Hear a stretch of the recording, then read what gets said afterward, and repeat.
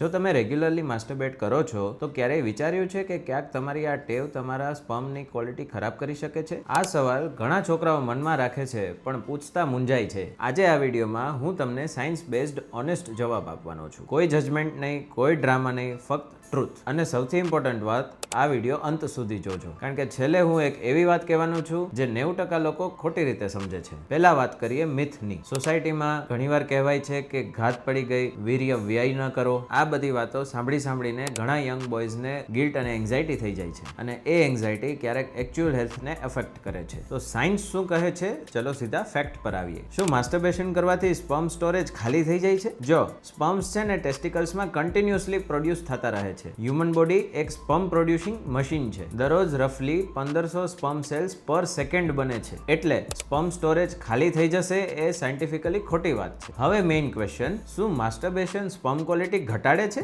Research કહે છે short term ઇજેક્યુલેશન થી ટેમ્પરરી સ્પર્મ કાઉન્ટ ઘટે છે, પણ રિકવર થવા માટે ઘણો ઓછો ટાઈમ લાગે છે. સામાન્ય રીતે 24 થી 48 કલાકમાં સ્પર્મ કાઉન્ટ નોર્મલ થઈ જાય છે. સ્પર્મની મોર્ફોલોજી અને મોટિલિટી એ માસ્ટરબેશન થી અફેક્ટ નથી થતી. Journal of reproductive biology and એન્ડોક્રાઇનોલોજીમાં 2021માં એક સ્ટડી પબ્લિશ થયેલી છે, જેમાં 300+ પુરુષોને સ્ટડી કરેલા છે, અને રિઝલ્ટ એવા જોવા મળ્યા છે કે વીકલી માસ્ટરબેશનની ફ્રીક્વન્સી અને સ્પર્મ ક્વોલિટી વચ્ચે કોઈ બી સિગ્નિફિકન્ટ નેગેટિવ કોરિલેશન નથી. તો મહિનામાં કેટલી વાર માસ્ટરબેશન સેફ છે? ખાસ કરીને જ્યારે કપલ્સ IVF કે ફર્ટિલિટી ટ્રીટમેન્ટ ટ્રાય કરી રહ્યા હોય ત્યારે ડોક્ટર્સ ક્લિયરલી કહે છે કે પ્રોસિજરના 3 to 5 ડેઝ પહેલા ઇજેક્યુલેશન અવોઇડ કરવું જોઈએ. આ મેડિકલ ઇન્સ્ટ્રક્શન સાયન્સ બેઝડ છે, બીકોઝ જો 3 થી 5 દિવસનો ગેપ રાખવામાં આવે તો સ્પર્મ ક્વોલિટી તથા કાઉન્ટ પીક પર હોય છે અને કન્સીવ કરવામાં સક્સેસ રેટ વધે છે. પણ આ સ્પેસિફિક સિચ્યુએશનની એડવાઇસ છે.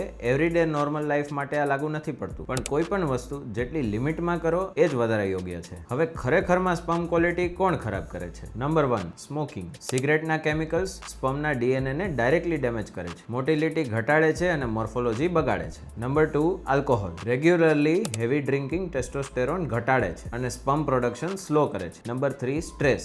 લાંબા ગાળા સુધી સ્ટ્રેસ લેવાથી એક કોર્ટિઝોલ નામનો હોર્મોન સિક્રેટ થાય છે, જે ડિરેક્ટલી સ્પર્મ પ્રોડક્શનને ડાઉન કરે છે. Number 4, obesity. Extra body fat estrogen નામનો હોર્મોન પ્રોડ્યુસ કરે છે, જે સ્પર્મ પ્રોડક્શન ઘટાડે છે. Number 5, heat exposure. Testicles body temperature કરતા 2 થી 3 ડિગ્રી ઠંડા રહેવા જોઈએ. Tight underwear, laptop on lap, hot sauna water bath, આ બધા જ સ્પર્મ ક્વોલિટીને હાર્મ કરે છે. તો આ ફેક્ટર્સ માસ્ટરબેશન કરતા 10 ગણા વધારે ડેમેજિંગ છે. તો જો ફર્ટિલિટી સિરિયસ કન્સર્ન છે તો પહેલા લાઇફસ્ટાઇલ ચેક કરો, સ્મોકિંગ છોડો, આલ્કોહોલ ઘટાડો અને સ્ટ્રેસ મેનેજમેન્ટ કરો, એટલે સ્પર્મ ક્વોલિટી ઓટોમેટિકલી ઇમ્પ્રૂવ કરશે. હવે એવું તો શું કરવું જેનાથી સ્પર્મ ક્વોલિટી વધે? જો 5 વસ્તુ જણાવું છું, યાદ રાખજો. પહેલું, હાઇડ્રેશન. સીમેન 90% વોટર છે, ડેલી 2 થી 3 લીટર પાણી પીવું. બીજું, diet. Zinc, vitamin C, antioxidants sperm health માટે ઇમ્પોર્ટન્ટ છે. ખોરાકમાં નટ્સ, ફ્રૂટ્સ, વેજીટેબલ્સને ઇન્ક્લુડ કરો. ત્રીજું, એક્સરસાઇઝ.